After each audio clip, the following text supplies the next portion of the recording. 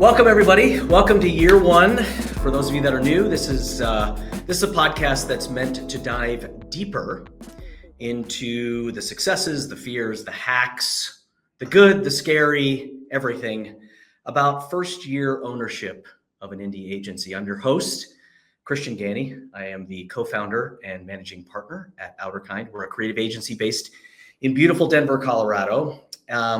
It's worth noting that today's show is fully supported and produced by Indie Agency News, which, for those of you that don't know, but everyone knows this, they're the global home for independent agencies. And for more information, you can head to indieagency.news for all the latest. So why are we here? A couple reasons. One is we want to educate up and coming individuals and everyone in between on the realities of starting something new in the agency landscape and taking that leap. The mission really is to serve agency talent around the world and provide them with some confidence, belief around the realities of new agency creation. And then number three is we're hoping to inspire a few people along the way. And I think today's guests will do just that. So thanks for being here. If you're into what I would call, and I haven't cleared this with our guests today, but what I would call meaningful and empathetic creative, then today is a good day for you.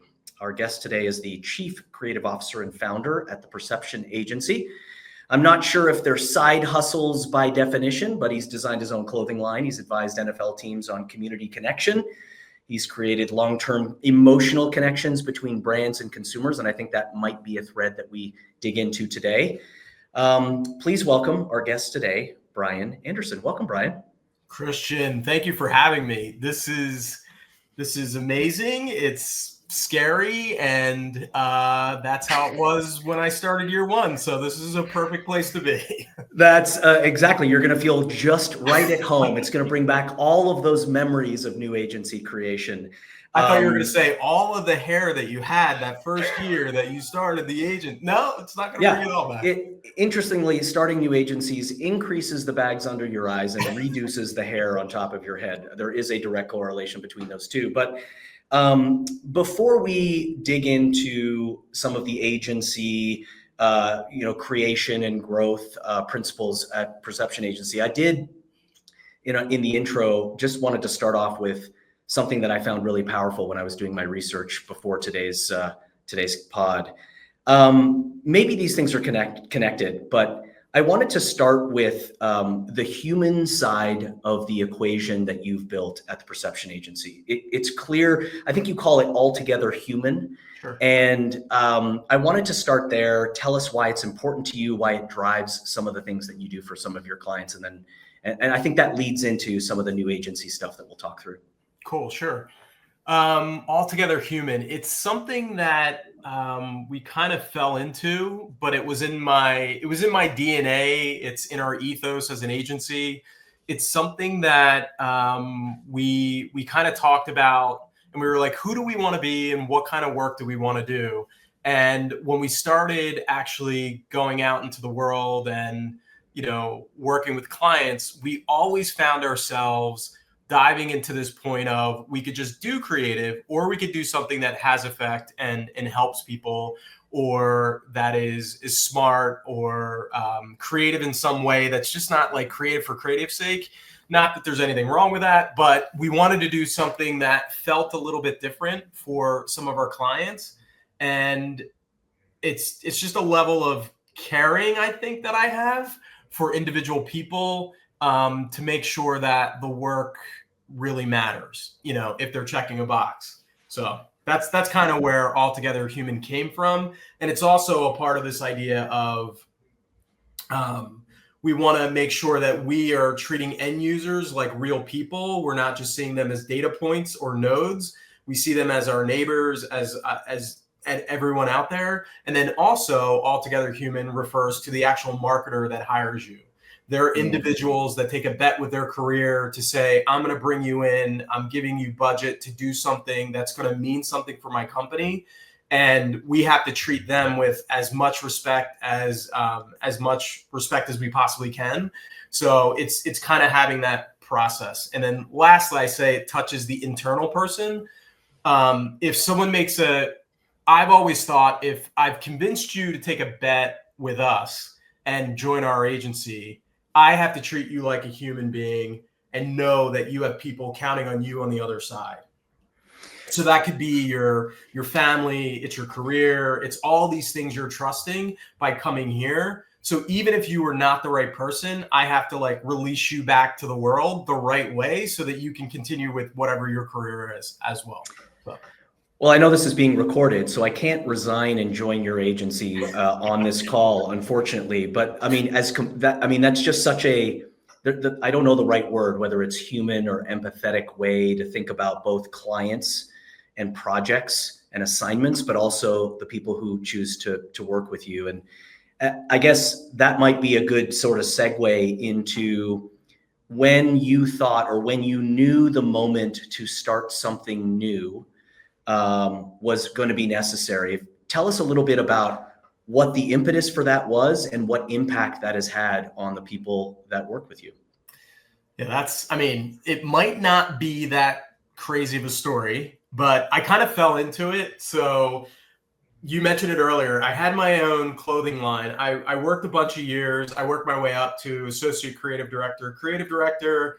And then, I don't know what happened, but I just didn't want to do it anymore. I didn't like the infighting that came along with certain agencies and all of that stuff. So I decided I want to leave this world and go into the clothing world. I went into the clothing world, started a brand for a while. After I started the brand, 2008 happens, housing problems or crisis. And we had to, I had to make a decision to kind of pause that for a bit. The guy who was making a lot of my stuff asked me to come up to New York City and work out of New York in the fashion world. So I did that for a bit. That started to fail.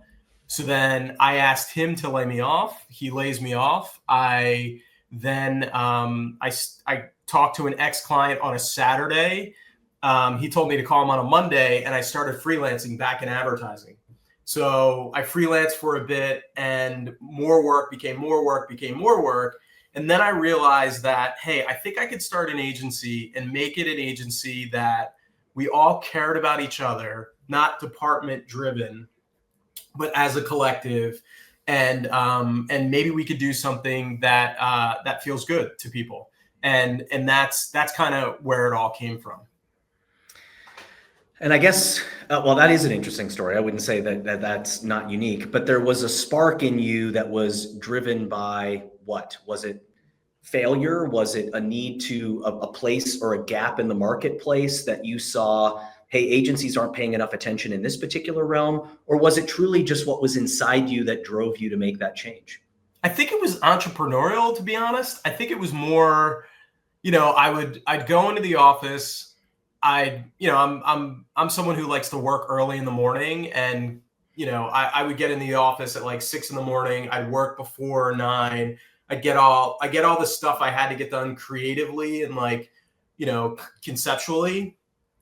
And I'd see the owner come in, or I'd see people like that in the office. And I always had this idea, and I don't know why, but just like, if he can do it, why can't I do it? Like, if he can run something, why can't I run something? Like, what makes him different? Or, the whole idea of like, everybody puts on their pants one leg at a time kind of thing. So anybody can really do it if they have the desire to drive and become that person, I think. But then, as you know, well, I'm sure you get your lumps along the way, and it shapes who you become as a leader as it goes. But like, anybody can pull it off. And I think seeing other people doing it and seeing that there's no real magic behind there, it's just a lot of reps. And after all those reps happen and all those push-ups, all of a sudden you're in the game. So that's kind of how I see it.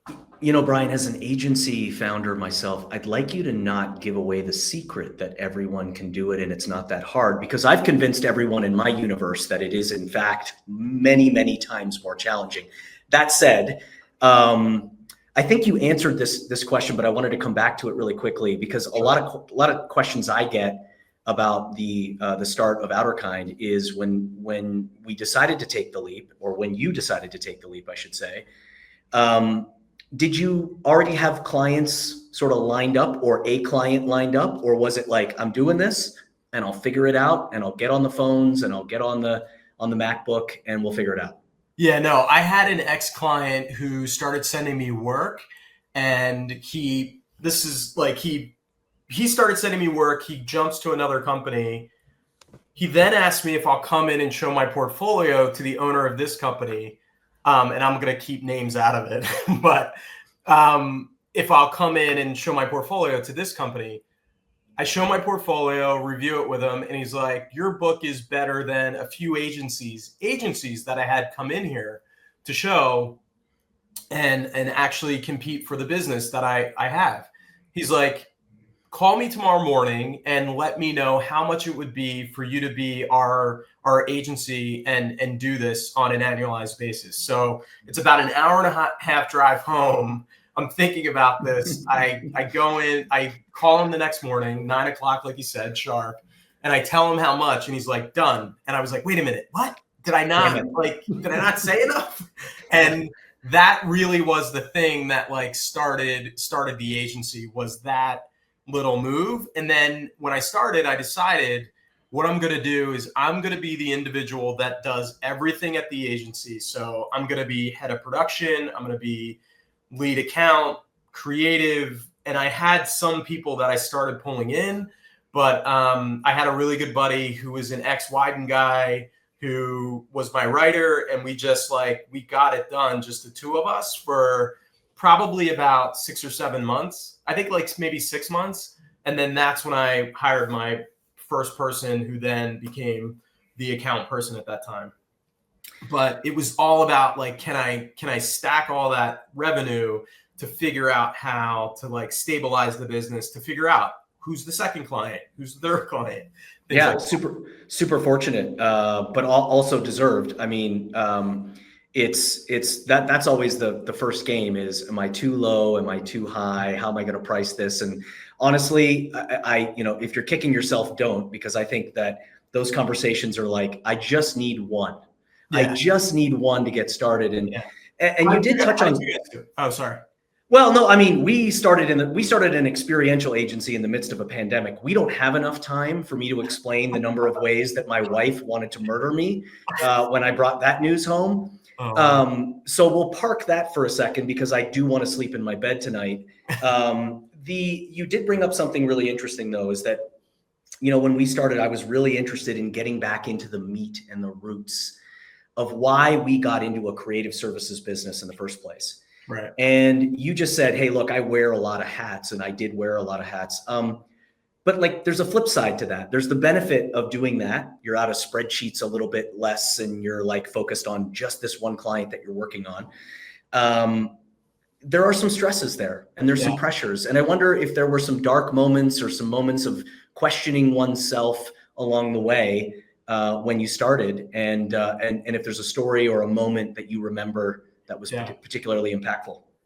Yeah, that's a good question. I mean, it's the one thing when you said that, there are two things that came up which were stressors. One was in the beginning when I had that one client. It was it was probably two of us at the time, one of us or two of us. For some reason, he didn't like radio scripts that we had and we presented. And he called me on like a Thursday or something, screaming at me.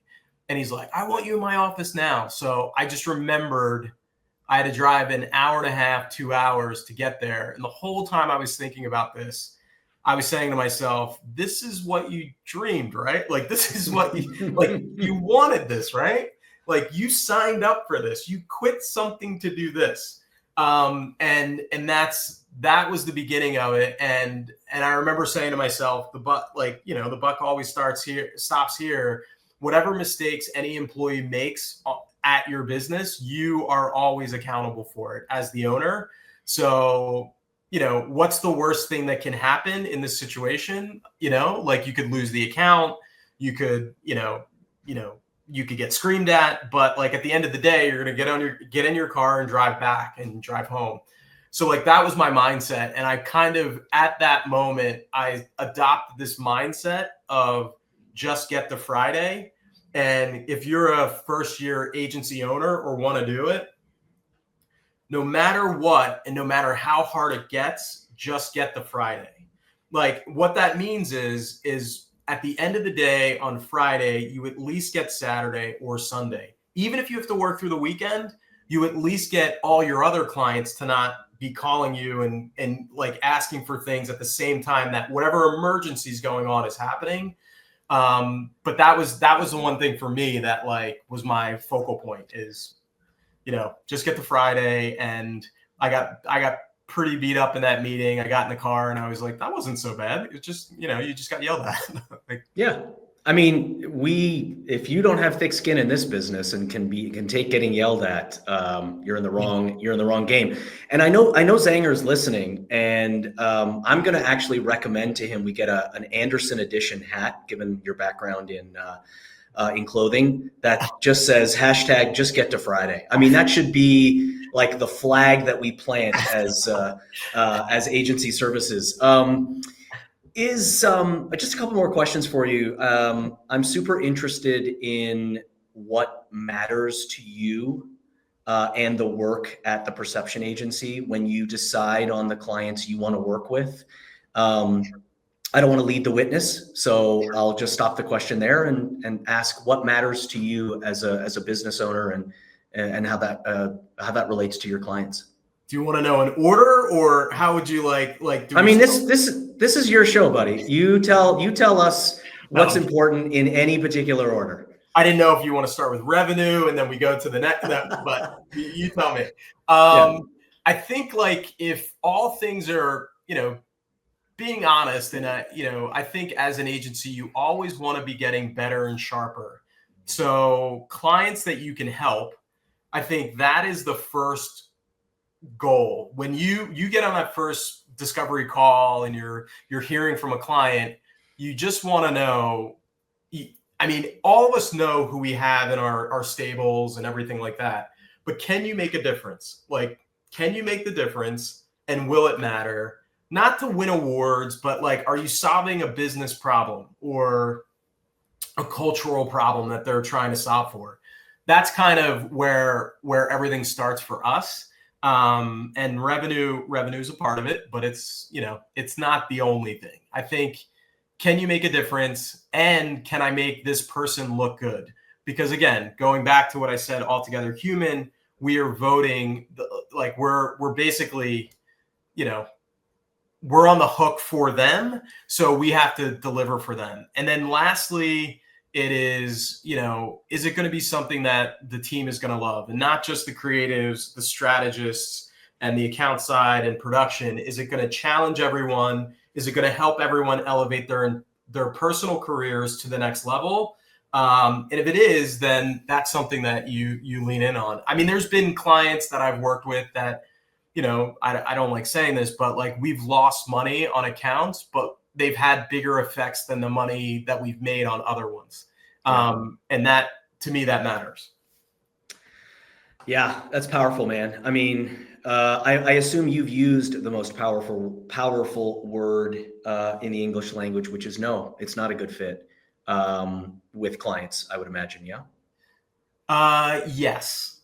The same client I mentioned to you before, I had to walk away because it was like a toxic relationship, where towards the end of it, it just got to a spot where I called the CMO and I was like, listen, I think I got to walk away from this. We've already fulfilled everything in the contract and we're trying to roll over into a new contract, but and everything was like a la carte at that point to get through the end of the year.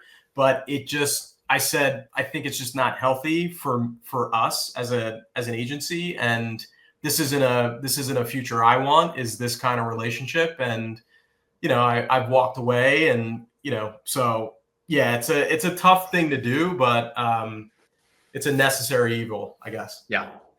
So I always like to end these conversations, and by the way, I agree with you. Those are always really difficult for a number of reasons. But I do always like to end these shows with one question that my hope is in the order of the things that we discussed as the purpose for year one from an inspirational standpoint is, what would you say to someone who asked you and was sitting on the sidelines, thinking about taking a leap to start their own agency services business? What would you tell them? I think I think the first thing you would have to do is a gut check. It's a major gut check to see if you want to do it. Are you okay? Are you okay with no help? Are you okay with not knowing the answers to something and knowing you still have to move forward? Are you okay with using your resources to figure things out?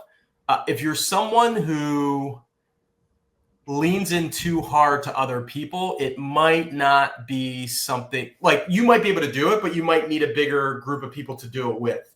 I think it's like, and I'd be curious to hear what you would say too, Christian, around the idea of being, you're a co-founder, so you may have other people at the top with you.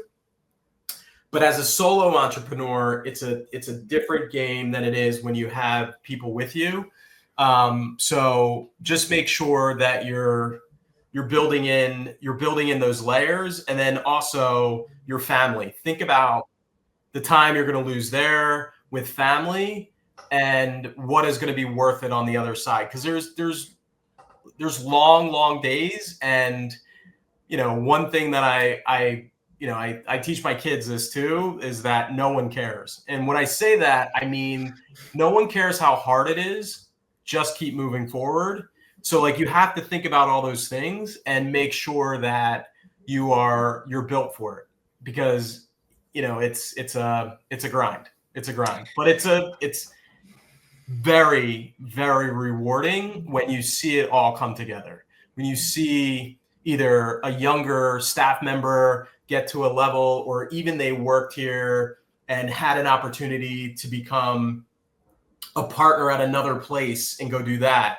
Or, your work is running on television or this or that. You see that and you're like, that was just an idea I had, is to start an agency. I can't believe that thing came together to become something that stood for something and stands for something. You know?